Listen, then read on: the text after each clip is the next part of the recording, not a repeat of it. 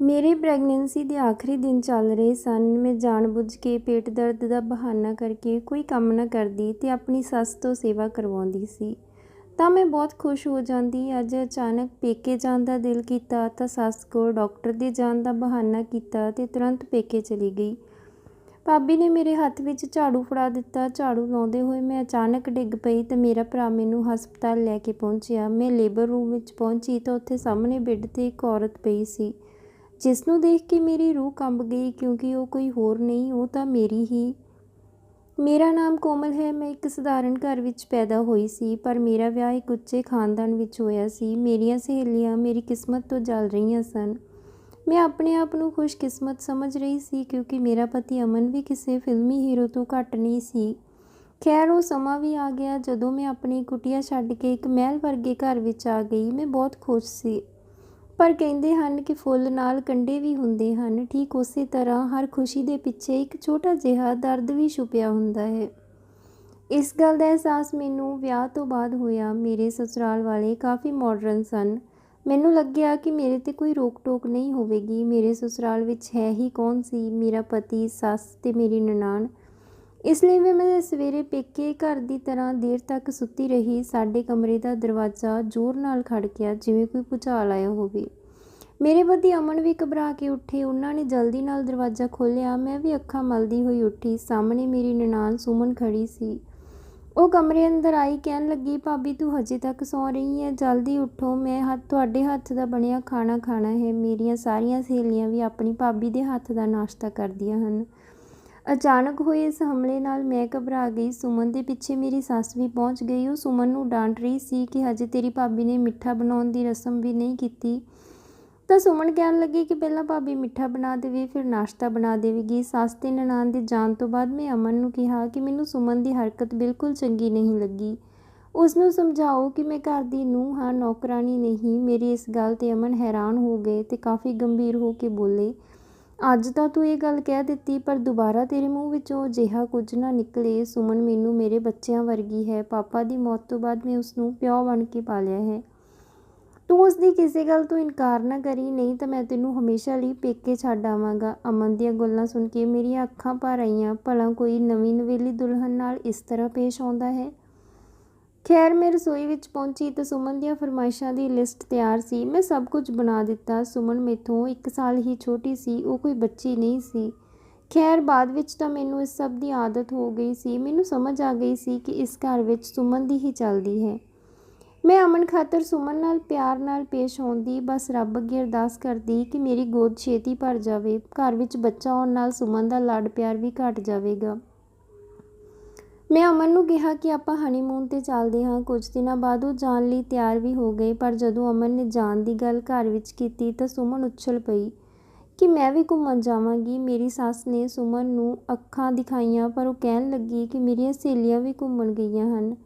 ਉਸ ਦੀ ਗੱਲ ਸੁਣ ਕੇ ਅਮਨ ਕਹਿਣ ਲੱਗੀ ਕਿ ਤੂੰ ਜ਼ਰੂਰ ਸਾਡੇ ਨਾਲ ਹੀ ਚੱਲੀ। ਮੈਨੂੰ ਗੁੱਸਾ ਆ ਗਿਆ। ਮੈਂ ਬੋਲ ਹੀ ਪਈ ਕਿ ਸੁਮਨ, ਆਪਣੀਆਂ ਸਹੇਲੀਆਂ ਤੋਂ ਪੁੱਛੀ ਕਿ ਉਹ ਆਪਣੇ ਭਰਾ ਭਾਬੀ ਦਾ ਹਨੀਮੂਨ ਖਰਾਬ ਕਰਨ ਗਈਆਂ ਜਾਂ ਫਿਰ ਫੈਮਿਲੀ ਟੂਰ 'ਤੇ। ਮੇਰੀ ਗੱਲ ਸੁਣ ਕੇ ਸੁਮਨ ਨੇ ਰੋਣਾ ਸ਼ੁਰੂ ਕਰ ਦਿੱਤਾ। ਮੈਂ ਉੱਠ ਕੇ ਆਪਣੇ ਕਮਰੇ ਵਿੱਚ ਆ ਗਈ। ਮੈਨੂੰ ਡਰ ਲੱਗ ਰਿਹਾ ਸੀ ਕਿ ਅਮਨ ਮੇਰੇ 'ਤੇ ਗੁੱਸਾ ਕਰਨਗੇ, ਪਰ ਉਹ ਚੁੱਪਚਾਪ ਕਮਰੇ ਵਿੱਚ ਆਏ ਤੇ ਸੌਂ ਗਏ। ਸਵੇਰੇ ਮੇਰਾ ਪੈਕ ਕੀਤਾ ਸਮਾਨ ਗੱਡੀ ਵਿੱਚ ਰੱਖਿਆ ਤੇ ਮੈਨੂੰ ਚੱਲਣ ਲਈ ਕਿਹਾ। ਮੇਰੀ ਖੁਸ਼ੀ ਦਾ ਕੋਈ ਟਿਕਾਣਾ ਨਹੀਂ ਸੀ। ਮੈਨੂੰ ਤਾਂ ਲੱਗਿਆ ਮੈਂ ਜਿੱਤ ਗਈ ਸੀ। ਹੁਣ ਸੁਮਨ ਮੇਰੀ ਖੁਸ਼ੀ ਵਿੱਚ ਕਦੇ ਨਹੀਂ ਆਵੇਗੀ, ਪਰ ਇਹ ਕਿ ਅਮਨ ਨੇ ਮੇਰੇ ਪੇਕੇ ਘਰ ਅੱਗੇ ਗੱਡੀ ਰੋਕ ਦਿੱਤੀ ਤੇ ਕਿਹਾ ਕਿ ਇੱਥੇ ਉਤਰ ਜਾ, ਤੇਰਾ ਸਟਾਪ ਆ ਗਿਆ। ਮੈਂ ਅਣਜਾਣ ਬਣ ਕੇ ਉਸ ਵੱਲ ਦੇਖਣ ਲੱਗੀ। ਉਹ ਕਹਿਣ ਲੱਗਾ ਕਿ ਮੈਂ ਮਾਂ ਤੇ ਸੁਮਨ ਨਾਲ ਘੁੰਮਣ ਜਾ ਰਿਹਾ ਹਾਂ। ਤੈਨੂੰ ਘਰ ਵਿੱਚ ਇਕੱਲੇ ਛੱਡਣਾ ਠੀਕ ਨਹੀਂ ਸੀ, ਇਸ ਲਈ ਤੈਨੂੰ ਇੱਥੇ ਛੱਡ ਕੇ ਜਾ ਰਿਹਾ ਹਾਂ। ਜਦੋਂ ਤੇਰੀ ਅਕਲ ਟਿਕਾਣੇ ਆ ਜਾਵੇ ਇੱਥੇ ਜਿੰਨਾ। ਮੈਂ ਦੁਖੀ ਹੋ ਕੇ ਘਰ ਵਿੱਚ ਅੰਦਰ ਚਲੀ ਗਈ। ਮਾਂ ਨੇ ਮੈਨੂੰ ਗਲੇ ਲਗਾਇਆ। 3 ਦਿਨ ਹੀ ਸ਼ਾਂਤੀ ਨਾਲ ਲੰਘੇ ਸੀ ਕਿ ਭਾਬੀ ਨੇ ਮੈਨੂੰ ਤਾਨੇ ਮਾਰਨੇ ਸ਼ੁਰੂ ਕਰ ਦਿੱਤੇ। ਭਰਾ ਨੇ ਵੀ ਕਹਿ ਦਿੱਤਾ ਕਿ ਆਪਣੀ ਭਾਬੀ ਨਾਲ ਕੰਮ ਕਰਵਾਇਆ ਕਰ। ਮੈਨੂੰ ਉਹਨਾਂ ਦਾ ਵਿਵਹਾਰ ਬਹੁਤ ਦੁਖੀ ਕਰਦਾ ਸੀ। ਰਿਸ਼ਤੇਦਾਰ ਵੀ ਮੈਨੂੰ ਕਈ ਗੱਲਾਂ ਸੁਣਾ ਕੇ ਜਾਂਦੇ। ਸਭ ਦੇ ਵਿਵਹਾਰ ਤੋਂ ਤੰਗ ਆ ਕੇ ਮੈਂ ਸਸੁਰਾਲ ਵਾਪਸ ਆ ਗਈ। ਮੈਨੂੰ ਦੇਖ ਕੇ ਮੇਰੀ ਸੱਸ ਖੁਸ਼ ਹੋ ਗਈ, ਪਰ ਸੁਮਨ ਪਰੇਸ਼ਾਨ ਹੋ ਗਈ ਸੀ। ਉਹ ਕਹਿਣ ਲੱਗੀ ਕਿ ਭਾਬੀ ਤੂੰ ਆਉਣ ਦੀ ਕਿਉਂ ਤਕਲੀਫ ਕੀਤੀ? ਮੈਂ ਭਰਾ ਵਾਸਤੇ ਹੋਰ ਭਾਬੀ ਲੱਭ ਰਹੀ ਸੀ। ਉਸ ਦੀ ਗੱਲ ਸੁਣ ਕੇ ਮੈਂ ਡਰ ਗਈ, ਕਿਉਂਕਿ ਘਰ ਵਿੱਚ ਉਸ ਦੀ ਹੀ ਚੱਲਦੀ ਸੀ। ਜਦੋਂ ਅਮਨ ਘਰ ਆਏ ਤਾਂ ਉਹ ਮੈਨੂੰ ਦੇਖ ਕੇ ਖੁਸ਼ ਨਹੀਂ ਹੋਏ। ਮੇਰੀ ਇੱਜ਼ਤ 2 ਕੌਡੀ ਦੀ ਵੀ ਨਹੀਂ ਰਹਿ ਗਈ ਸੀ। ਪਰ ਮੈਂ ਆਪਣੇ ਪੇਕੇ ਘਰ ਤੋਂ ਸਬਕ ਲੈ ਕੇ ਆਈ ਸੀ ਕਿ ਵਿਆਹ ਤੋਂ ਬਾਅਦ ਔਰਤ ਦਾ ਘਰ ਉਸਦਾ ਸਸੁਰਾਲ ਹੀ ਹੁੰਦਾ ਹੈ। ਇਸ ਲਈ ਹੁਣ ਮੈਂ ਸੁਮਨ ਨੂੰ ਖੁਸ਼ ਰੱਖਣ ਦੀ ਕੋਸ਼ਿਸ਼ ਕਰਦੀ ਸੀ। ਇਹ ਦੇਖ ਕੇ ਅਮਨ ਦਾ ਵਿਵਹਾਰ ਵੀ ਬਦਲਣ ਲੱਗਿਆ ਸੀ। ਮੈਂ ਰੱਬ ਤੋਂ ਹਮੇਸ਼ਾ ਬੱਚਾ ਮੰਗਦੀ, ਪਰ ਸੁਮਨ ਮੈਨੂੰ ਹਰ ਤਕਲੀਫ ਦੇਣ ਦੀ ਹਰ ਸੰਭਵ ਕੋਸ਼ਿਸ਼ ਕਰਦੀ। ਇੱਕ ਦਿਨ ਮੈਂ ਦੇਖਿਆ ਕਿ ਸੁਮਨ ਦਾ ਮੂਡ ਕੁਝ ਅਲੱਗ ਹੀ ਸੀ। ਹੁਣ ਉਹ ਸਾਰਾ ਦਿਨ ਆਪਣੇ ਕਮਰੇ ਵਿੱਚ ਰਹਿੰਦੀ, ਉਹ ਸੱਜ-ਧੱਜ ਕੇ ਰਹਿੰਦੀ ਤੇ 2-2 ਘੰਟੇ ਲਈ ਗਾਇਬ ਵੀ ਰਹਿੰਦੀ ਸੀ। ਮੈਂ ਸੋਚ ਹੀ ਰਹੀ ਸੀ ਕਿ ਇਹ ਸਭ ਕੀ ਚੱਲ ਰਿਹਾ ਹੈ। ਫਿਰ ਪਤਾ ਚੱਲਿਆ ਕਿ ਸੁਮਨ ਦਾ ਚੱਕਰ ਚੱਲ ਰਿਹਾ ਹੈ। ਇੱਕ ਮੁੰਡਾ ਉਸਨੂੰ ਸ਼ਾਮ ਨੂੰ ਕੋਈ ਲਿਫਾਫਾ ਦੇ ਕੇ ਜਾਂਦਾ ਹੈ, ਪਰ ਉਹ ਤਾਂ ਗਰੀਬੀ ਦੀ ਚੱਕੀ ਵਿੱਚ ਪਿਸਦਾ ਹੋਇਆ ਨੌਜਵਾਨ ਲੱਗ ਰਿਹਾ ਸੀ। ਸੁਮਨ ਦੀਆਂ ਅੱਖਾਂ 'ਤੇ ਕਿਸ ਤਰ੍ਹਾਂ ਦੀ ਪੱਟੀ ਬੰਨ੍ਹੀ ਹੋਈ ਸੀ। ਖੈਰ, ਜੋ ਵੀ ਸੀ, ਮੈਂ ਇਸ ਮਾਮਲੇ ਦਾ ਪੂਰਾ ਮਜ਼ਾ ਲੈ ਰਹੀ ਸੀ। ਮੈਂ ਆਪਣੇ ਪਤੀ ਨੂੰ ਉਸਦੀ ਪਿਆਰੀ ਭੈਣ ਦਾ ਅਸਲੀ ਰੂਪ ਦਿਖਾਉਣ ਦਾ ਫੈਸਲਾ ਕੀਤਾ। ਇਸ ਲਈ ਮੈਂ ਉਸਨੂੰ ਕਹਿੰਦੀ ਕਿ ਸੁਮਨ ਵਾਸਤੇ ਰਿਸ਼ਤਾ ਲੱਭ ਲੈਂਦੇ ਹਾਂ। ਜਵਾਨੀ ਬਹੁਤ ਬੇਲਗਾਮ ਹੁੰਦੀ ਹੈ। ਪਰ ਮੇਰੀ ਗੱਲ ਤੋਂ ਉਹ ਚਿੜ ਗਿਆ ਤੇ ਕਹਿਣ ਲੱਗਿਆ ਕਿ ਮੇਰੀ ਭੈਣ ਇਸ ਤਰ੍ਹਾਂ ਦੀ ਨਹੀਂ ਹੈ, ਉਹ ਇਸ ਤਰ੍ਹਾਂ ਦਾ ਕੁਝ ਵੀ ਨਹੀਂ ਕਰੇਗੀ। ਮੈਂ ਸੁਮਨ 'ਤੇ ਪੂਰੀ ਨਜ਼ਰ ਰੱਖਦੀ। ਫਿਰ ਮੈਨੂੰ ਪਤਾ ਲੱਗਿਆ ਕਿ ਸੁਮਨ ਦਾ ਚੱਕਰ ਤਾਂ ਕਿਸੇ ਅਮੀਰ ਘਰ ਦੇ ਮੁੰਡੇ ਨਾਲ ਚੱਲ ਰਿਹਾ ਹੈ। ਉਹ ਗਰੀਬ ਮੁੰਡਾ ਤਾਂ ਉਸਨੂੰ ਲਿਫਾਫਾ ਦੇਣ ਆਉਂਦਾ ਸੀ, ਪਰ ਇਹ ਜਾਣ ਕੇ ਮੈਂ ਬੇਚੈਨ ਹੋ ਗਈ ਕਿ ਉਹ ਤਾਂ ਇਸ ਘਰ ਵਿੱਚ ਵੀ ਮਜ਼ੇ ਕਰਦੀ ਹੈ ਤੇ ਅੱਗੇ ਵੀ ਵਧੀਆ ਜ਼ਿੰਦਗੀ ਗੁਜ਼ਾਰੇਗੀ। ਉਸਨੇ ਮੇਰੇ ਨਾਲ ਜੋ ਕੀਤਾ, ਉਸਦੀ ਸਜ਼ਾ ਤਾਂ ਉਸਨੂੰ ਮਿਲਣੀ ਚਾਹੀਦੀ ਹੈ। ਫਿਰ ਮੈਂ ਇੱਕ ਪਲਾਨ ਬਣਾਇਆ। ਮੈਂ ਅਮਨ ਨੂੰ ਸਿੱਧਾ ਹੀ ਦੱਸ ਦਿੱਤਾ ਕਿ ਸੁਮਨ ਕਿਸੇ ਮੁੰਡੇ ਨੂੰ ਮਿਲਦੀ ਹੈ, ਪਰ ਉਹ ਤਾਂ ਯਕੀਨ ਕਰਨ ਨੂੰ ਤਿਆਰ ਹੀ ਨਹੀਂ ਸੀ। ਮੈਂ ਅਮਨ ਨੂੰ ਕਿਹਾ ਕਿ ਮੈਂ ਸਾਬਿਤ ਕਰ ਸਕਦੀ ਹਾਂ, ਬਸ ਤੁਸੀਂ ਦਰਵਾਜ਼ੇ ਪਿੱਛੇ ਲੁਕ ਕੇ ਮੇਰੀ ਤੇ ਸੁਮਨ ਦੀ ਗੱਲ ਸੁਣਨਾ। ਉਸਨੇ ਮੇਰੀ ਗੱਲ ਮੰਨ ਲਈ। ਸੁਮਨ ਉਸ ਮੁੰਡੇ ਨੂੰ ਮਿਲ ਕੇ ਆ ਰਹੀ ਸੀ। ਜਦੋਂ ਉਹ ਦਰਵਾਜ਼ੇ ਵਿੱਚ ਆਈ ਤਾਂ ਮੈਂ ਉਸਨੂੰ ਕਿਹਾ ਕਿ ਮੈਂ ਜਾਣਦੀ ਹਾਂ ਕਿ ਤੂੰ ਕਿੱਥੋਂ ਆ ਰਹੀ ਹੈ। ਤੈਨੂੰ ਜ਼ਰਾ ਵੀ ਸ਼ਰਮ ਨਹੀਂ ਆਈ ਆਪਣੇ ਭਰਾ ਦਾ ਮੂੰਹ ਕਾਲਾ ਕਰਦੇ ਹੋਏ? ਉਹ ਹਮੇਸ਼ਾ ਦੀ ਤਰ੍ਹਾਂ ਮੇਰੇ 'ਤੇ ਰੋਹਬ ਝਾੜਦੇ ਹੋਏ ਬੋਲੀ, ਹਾਂ, ਮਿਲ ਕੇ ਆਈ ਹਾਂ ਉਸ ਮੁੰਡੇ ਨੂੰ। ਮੈਂ ਤਾਂ ਰੋਜ਼ ਮਿਲਦੀ ਹਾਂ ਉਸਨੂੰ। ਮੰਨ ਲਿਆ ਮੈਂ ਹੁਣ ਖੁਸ਼, ਪਰ ਕੋਈ ਫਾਇਦਾ ਨਹੀਂ, ਕਿਉਂਕਿ ਕਿਸੇ ਨੇ ਵੀ ਤੇਰੀ ਗੱਲ 'ਤੇ ਯਕੀਨ ਨਹੀਂ ਕਰਨਾ। ਇਹ ਸੁਣ ਕੇ ਅਮਨ ਬਾਹਰ ਆ ਗਏ। ਉਹਨਾਂ ਨੇ ਥੱਪੜ ਮਾਰ ਕੇ ਸੁਮਨ ਦਾ ਚਿਹਰਾ ਲਾਲ ਕਰ ਦਿੱਤਾ। ਮੇਰੀ ਸੱਸ ਆਪਣੀ ਧੀ ਨੂੰ ਬਚਾਉਣ ਲਈ ਆਈ ਵੀ, ਪਰ ਅਮਨ ਪੂਰੇ ਗੁੱਸੇ ਵਿੱਚ ਸਨ। ਉਹ ਉਸ ਗਰੀਬ ਮੁੰਡੇ ਨੂੰ ਥੱਪੜ ਮਾਰ ਕੇ ਘਰ ਲੈ ਆਏ। ਉਸਨੇ ਉਹੀ ਸਭ ਕਿਹਾ ਜੋ ਮੈਂ ਉਸਨੂੰ ਸਿਖਾ ਕੇ ਆਈ ਸੀ। ਮੈਂ ਇੱਕ ਦਿਨ ਪਹਿਲਾਂ ਉਸਦੇ ਘਰ ਗਈ ਸੀ। ਉਸਨੂੰ ਪੈਸਿਆਂ ਦੀ ਜ਼ਰੂਰਤ ਸੀ, ਇਸ ਲਈ ਮੈਂ ਉਸਨੂੰ ਖਰੀਦ ਲਿਆ। ਹੁਣ ਅਮਨ ਨੇ ਸੁਮਨ ਦੇ ਵਿਆਹ ਉਸ ਗਰੀਬ ਮੁੰਡੇ ਨਾਲ ਕਰਵਾ ਦਿੱਤਾ।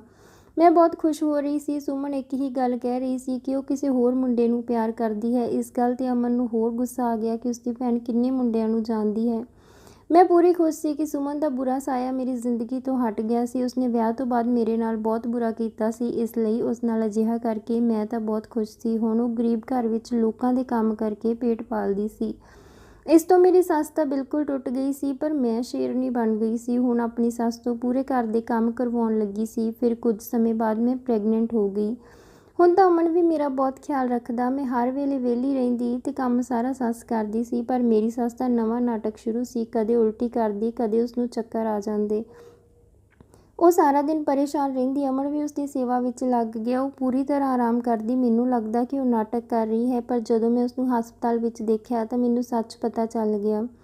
ਮੈਂ ਅਮਨ ਤੋਂ ਆਪਣੀ ਮਾਂ ਕੋਲ ਜਾਣ ਬਾਰੇ ਪੁੱਛਿਆ ਤਾਂ ਉਹ ਮੰਨ ਗਏ। ਮੇਰੀ ਮਾਂ ਮੈਨੂੰ ਦੇਖ ਕੇ ਬਹੁਤ ਖੁਸ਼ ਹੋਈ। ਉਹ ਮੇਰਾ ਪੂਰਾ ਧਿਆਨ ਰੱਖਦੀ ਸੀ, ਪਰ ਭਾਬੀ ਮੈਥੋਂ ਬਹਾਨੇ ਨਾਲ ਕੰਮ ਕਰਵਾਉਂਦੀ ਸੀ। ਮੇਰੀ ਮਾਂ ਵੀ ਬੇਵੱਸ ਸੀ। ਇੱਕ ਦਿਨ ਭਾਬੀ ਨੇ ਮੈਨੂੰ ਝਾੜੂ ਫੜਾ ਦਿੱਤਾ ਤੇ ਮੈਂ ਗੁੱਸੇ ਵਿੱਚ ਜ਼ੋਰ-ਜ਼ੋਰ ਨਾਲ ਝਾੜੂ ਲਾਉਣ ਲੱਗੀ। ਪਤਾ ਨਹੀਂ ਕਿਸ ਤਰ੍ਹਾਂ ਮੇਰਾ ਪੈਰ ਮੁੜਿਆ ਕਿ ਮੈਂ ਪੇਟ ਦੇ ਭਾਰ ਧਰਤੀ 'ਤੇ ਡਿੱਗ ਪਈ। ਮੈਨੂੰ ਕੋਈ ਹੋਸ਼ ਨਾ ਰਿਹਾ। ਘੰਟਿਆਂ ਦੀ ਬੇਹੋਸ਼ੀ ਤੋਂ ਬਾਅਦ ਮੈਨੂੰ ਹੋਸ਼ ਆਇਆ ਤਾਂ ਪਤਾ ਚੱਲਿਆ ਕਿ ਮੇਰੀ ਦੁਨੀਆ ਲੁੱਟ ਚੁੱਕੀ ਸੀ। ਮੈਂ ਆਪਣਾ ਬੱਚਾ ਖੋ ਦਿੱਤਾ ਸੀ। ਮੈਨੂੰ ਨੀਂਦ ਦੀ ਦਵਾਈ ਖਵਾ ਕੇ ਫਿਰ ਸੁਲਾ ਦਿੱਤਾ ਗਿਆ। 3 ਦਿਨ ਬਾਅਦ ਮੈਂ ਦੇਖਿਆ ਕਿ ਉਸੇ ਹਸਪਤਾਲ ਵਿੱਚ ਸੁਮਨ ਨੇ ਇੱਕ ਬੇਟੇ ਨੂੰ ਜਨਮ ਦਿੱਤਾ ਸੀ। ਉਹ ਆਪਣੇ ਬੱਚੇ ਨੂੰ ਗੋਦ ਵਿੱਚ ਲੈ ਕੇ ਬੈਠੀ ਸੀ, ਬਹੁਤ ਖੁਸ਼ ਸੀ। ਮੇਰੀ ਸੱਸ ਵੀ ਉਸ ਕੋਲ ਖੜੀ ਖੁਸ਼ ਹੋ ਰਹੀ ਸੀ। ਮੈਨੂੰ ਸਮਝ ਆ ਗਈ ਸੀ ਕਿ ਮੇਰੀ ਸੱਸ ਸਾਡੇ ਤੋਂ ਚੋਰੀ ਸੁਮਨ ਨੂੰ ਮਿਲਦੀ ਸੀ। ਸੁਮਨ ਤਾਂ ਇੱਕ ਵਾਰ ਫਿਰ ਮੈਥੋਂ ਜਿੱਤ ਗਈ ਸੀ। ਮੈਂ ਹੌਲੀ-ਹੌਲੀ ਸੁਮਨ ਕੋਲ ਪਹੁੰਚੀ ਤੇ ਉਸਨੂੰ ਕਿਹਾ ਕਿ ਤੂੰ ਮੇਰੇ ਨਾਲ ਇੰਨਾ ਬੁਰਾ ਕੀਤਾ, ਫਿਰ ਵੀ ਰੱਬ ਨੇ ਤੈਨੂੰ ਇਹ ਖੁਸ਼ੀ ਦਿੱਤੀ। ਮੈਂ ਤੇਰੇ ਨਾਲ ਥੋੜ੍ਹਾ ਜਿਹਾ ਬੁਰਾ ਕੀਤਾ ਤਾਂ ਰੱਬ ਨੇ ਉਸਦੀ ਸਜ਼ਾ ਵਿੱਚ ਮੈਥੋਂ ਮੇਰਾ ਬੱਚਾ ਹੀ ਖੋਹ ਲਿਆ। ਤੂੰ ਅੱਜ ਵੀ ਖੁਸ਼ ਹੈ? ਮੈਨੂੰ ਦੇਖ ਕੇ ਉਹ ਗੁੰਮਸੁੰਮ ਜਿਹੀ ਹੋ ਗਈ। ਉਸਦੀਆਂ ਅੱਖਾਂ ਵਿੱਚ ਹੰਝੂ ਆ ਗਏ। ਉਹ ਬੋਲੀ, ਭਾਬੀ, ਤੂੰ ਮੈਨੂੰ ਜ਼ਰਾ ਵੀ ਪਸੰਦ ਨਹੀਂ ਸੀ। ਮੈਂ ਤੈਨੂੰ ਭਰਾ ਤੋਂ ਦੂਰ ਕਰਨਾ ਚਾਹੁੰਦੀ ਸੀ। ਮੈਂ ਚਾਹੁੰਦੀ ਸੀ ਕਿ ਮੇਰਾ ਭਰਾ ਸਿਰਫ ਮੇਰਾ ਖਿਆਲ ਰੱਖੇ, ਪਰ ਜੋ ਮੈਂ ਕੀਤਾ ਉਸਦੀ ਸਜ਼ਾ ਤਾਂ ਮੈਨੂੰ ਵੀ ਮਿਲਣੀ ਸੀ। ਮੇਰਾ ਪਤੀ ਮੇਰੇ 'ਤੇ ਸ਼ੱਕ ਕਰਦਾ ਹੈ ਤੇ ਕਿਤੇ ਮੈਂ ਉਸ ਮੁੰਡੇ ਨਾਲ ਭੱਜ ਨਾ ਜਾਵਾਂ, ਇਸ ਲਈ ਉਹ ਮੈਨੂੰ ਰੋਜ਼ ਮਾਰਦਾ ਹੈ, ਲੋਕਾਂ ਦੇ ਘਰਾਂ ਵਿੱਚ ਕੰਮ ਕਰਵਾਉਂਦਾ ਹੈ। ਇਸ ਦੁਨੀਆ ਵਿੱਚ ਹਰ ਇਨਸਾਨ ਨੂੰ ਉਸਦੇ ਅਪਰਾਧ ਦੀ ਸਜ਼ਾ ਜ਼ਰੂਰ ਮਿਲਦੀ ਹੈ। ਰੱਬ ਨੇ ਆਪਣੇ ਅਪਰਾਧਾਂ ਦੀ ਸਜ਼ਾ ਆਪਾਂ ਨੂੰ ਦੇ ਦਿੱਤੀ, ਪਰ ਮੇਰੀ ਮਾਂ ਬਿਲਕੁਲ ਬੇਕਸੂਰ ਹੈ, ਉਸਦੀ ਤਬੀਅਤ ਠੀਕ ਨਹੀਂ ਰਹਿੰਦੀ। ਭਾਬੀ ਹੁਣ ਇੱਕ ਹੋਰ ਪਾਪ ਆਪਦੇ ਸਿਰ ਨਾ ਲੈ, ਰੱਬ ਦਾ ਵਾਸਤਾ ਉਸ 'ਤੇ ਤਰਸ ਕਰ, ਸ਼ਾਇਦ ਉਸਦੀ ਦਵਾ ਤੈਨੂੰ ਲੱਗ ਜਾਵੇ ਤੇ ਰੱਬ ਤੇਰੀ ਝੋਲੀ ਫਿਰ ਭਰ ਦੇਵੇ। ਸੁਮਨ ਦੀਆਂ ਗੱਲਾਂ ਸੁਣ ਕੇ ਮੈਂ ਕੰਬਣ ਲੱਗੀ। ਮੈਨੂੰ ਸਮਝ ਆ ਗਈ ਸੀ ਕਿ ਮੈਥੋਂ ਗਲਤੀ ਹੋ ਗਈ ਹੈ, ਸ਼ਾਇਦ ਮੈਂ ਖੁਦ ਹੀ ਰੱਬ ਬਣਨ ਦੀ ਕੋਸ਼ਿਸ਼ ਕੀਤੀ। ਮੈਂ ਰੱਬ ਤੋਂ ਰੋ ਰੋ ਕੇ ਮਾफ़ੀ ਮੰਗੀ। ਅੱਜ ਤੋਂ ਬਾਅਦ ਆਪਣੀ ਸੱਸ ਦੀ ਸੇਵਾ ਕਰਨ ਦਾ ਫੈਸਲਾ ਕੀਤਾ। ਤਾਂ ਦੋਸਤੋ, ਇਹ ਸੀ ਅੱਜ ਦੀ ਕਹਾਣੀ। ਉਮੀਦ ਕਰਦੇ ਹਾਂ ਤੁਹਾਨੂੰ ਪਸੰਦ ਆਈ ਹੋਵੇਗੀ। ਤਾਂ ਵੀਡੀਓ ਨੂੰ ਲਾਈਕ ਤੇ ਸ਼ੇਅਰ ਜ਼ਰੂਰ ਕਰ ਦਿਓ ਤੇ ਚੈਨਲ ਨੂੰ ਵੀ ਜ਼ਰੂਰ ਸਬਸਕ੍ਰਾਈਬ ਕਰਿਓ।